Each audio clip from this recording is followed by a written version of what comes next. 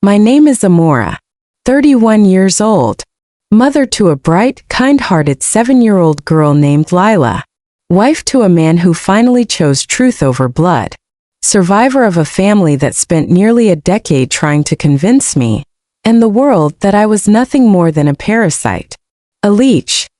This isn't just a story about one poison drink at a child's birthday party.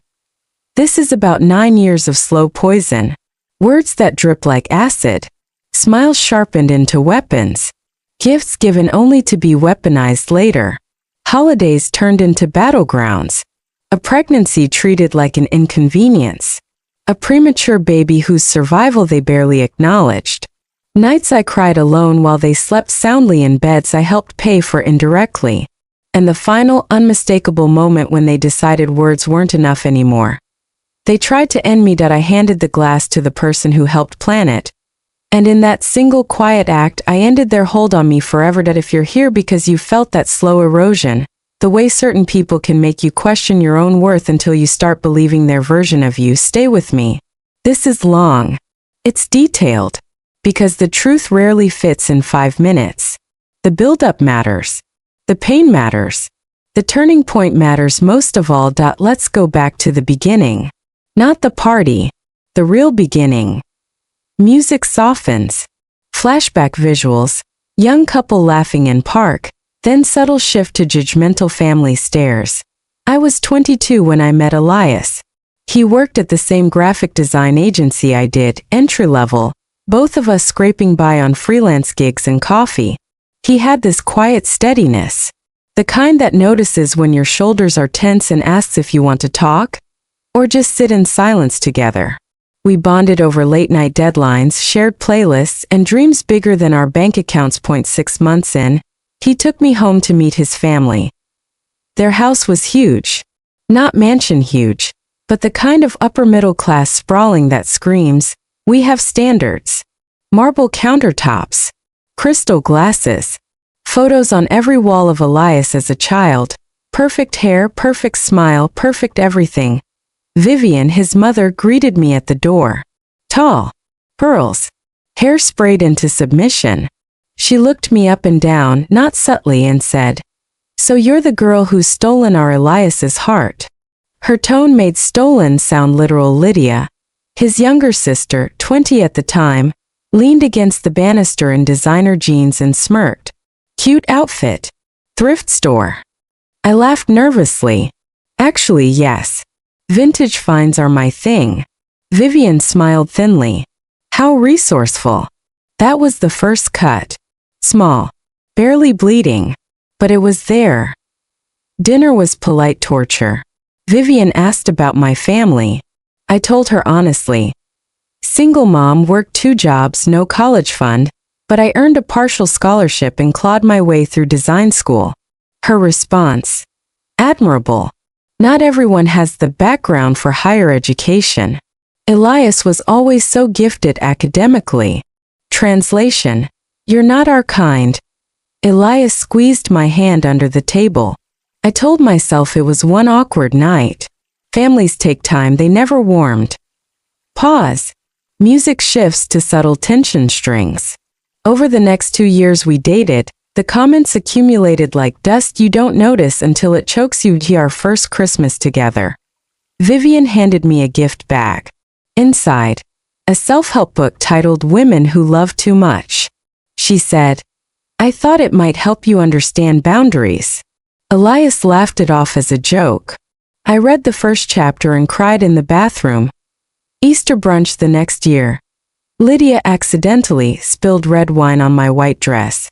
Oops. That's what you get for wearing white before Labor Day.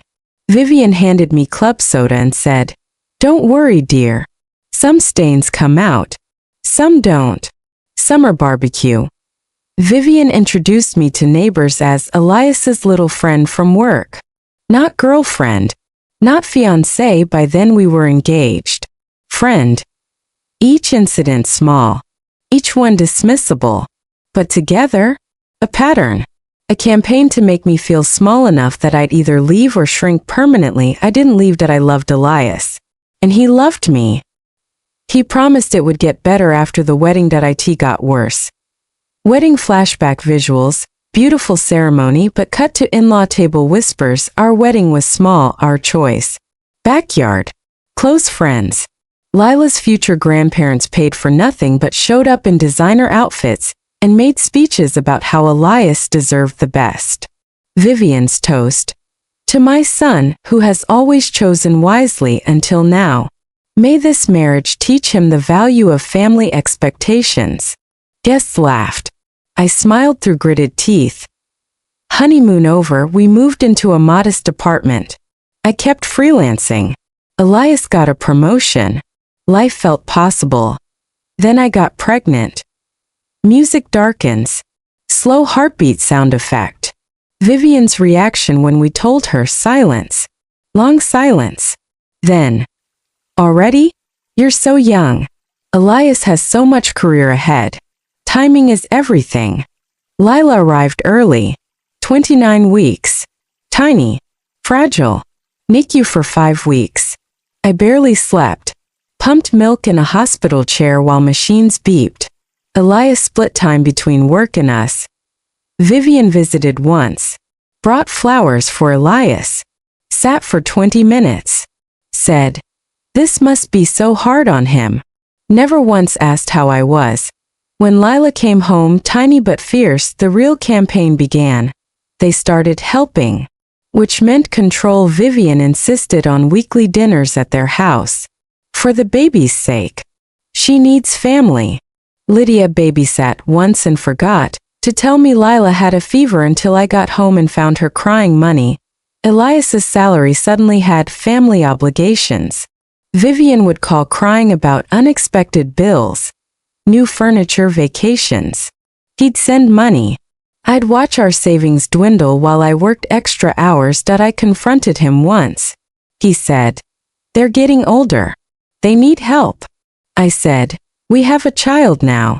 We need to build our own life." He promised to set boundaries. He never did. The word leech first appeared in a text I wasn't supposed to see. Vivian to Elias. "She's draining you. When will you see it? That woman leeches off our family. If not for us, you'd be free." I confronted him with the screenshot. He apologized. Said she was stressed.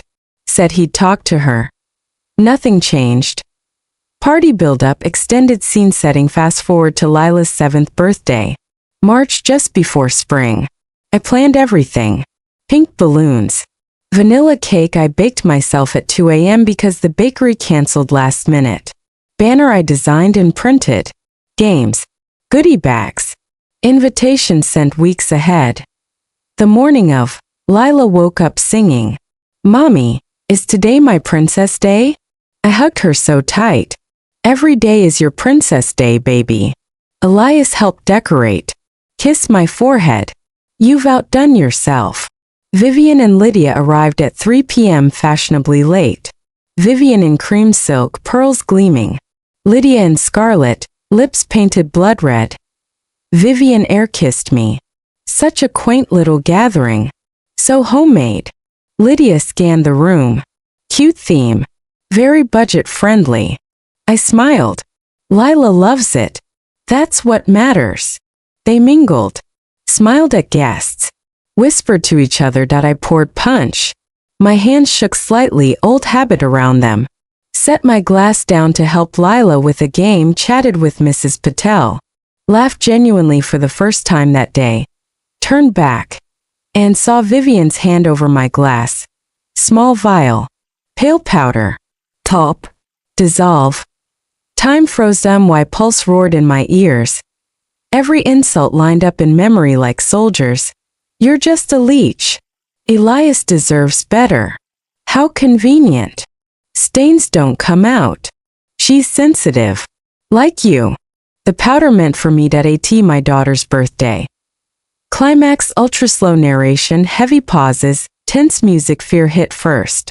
Then rage. Then something colder. Clearer. They expected me to scream. Cry. Accuse. Give them the scene to twist.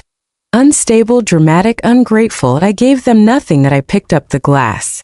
cold against my palm.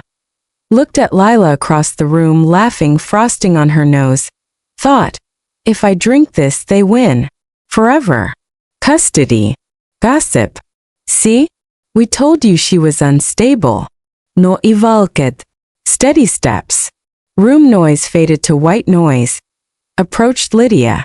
She was mid-laugh, performing for an audience, held out the glass. Here, I said. Voice calm. Light. You look like you need this more than I do. Fraîche pour. Her eyes narrowed. Flicked to Vivian. Vivian froze mid-conversation. Lydia hesitated. Then arrogance won. She took it. Thanks, sis. Raised it like a trophy. Drank deeply. I counted. 1 Mississippi. 2 Mississippi. Nothing, she smirked. See? Nothing wrong with your drinks. 5. 10. Her hand drifted to her stomach. 15. A small burp. She covered it with a laugh. 25. Color drained from her face. Vivian rushed over. Lydia? Honey. Guest turned. Lila ran up. Mommy, pin the tail? I knelt. 1 second, sweetheart. Mommy's watching something important. Lydia swayed. Pressed hand to mouth. Bolted for the bathroom. Sounds of violent retching echoed down the hall. Guests exchanged looks. Whispers started. Vivian stared at me. Eyes blazing. Mouth open. No words came. Because any word would confess. I stood. Smiled at the room. Everything okay? An aunt asked. Perfectly fine, I said. Just a little stomach upset. Happens. I went back to Lila. Helped her pin the tail. Blindfold. Spins. Laughter. Joy is the best revenge. They can't argue with a child's happiness. Aftermath extended. Multi-phase party continued. Limped. Cake cut. Gifts opened. Music played too loud to cover tension. Elias found me in the kitchen later. Pale. Amora. What the hell happened? I told him. Every year. Every word. The powder. The handoff. He listened. Tears in his eyes. I'm so sorry, he whispered. I should have seen it sooner. That night, after Lila slept hugging her new unicorn, we sat on the couch. No defense of them.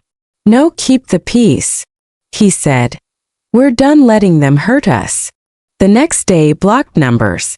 No more dinners. No more money. No explanations. They tried spinning it. Amora made a scene. She's dangerous. Manipulative. I didn't respond. Months passed. Therapy. Boundaries workbook. Journaling every memory until the pain dulled. Lila asked once why Grandma and Aunt Lydia weren't coming anymore. I said, some people aren't safe to be around. We protect our hearts. She nodded. Like superheroes? Exactly like superheroes. Years later, Lila 10 now, her birthday was small. Our house. Our friends. No judgment. I watched her blow candles. Felt peace. Raised my glass silently. The woman who refused the poison. The family we built without them. They tried to destroy me. I handed it back and walked into freedom. Closing. Uplifting music. Swell. This story is long because healing is long. Revenge isn't always loud. Sometimes it's quiet. Decisive. Final. If you've lived something similar, comment below. You're not alone. You're not crazy. And you don't have to swallow their poison anymore. Like if this resonated. Subscribe for more real stories of quiet strength. Share if someone needs to hear they can walk away. Thank you for staying until the end. Take care of your heart.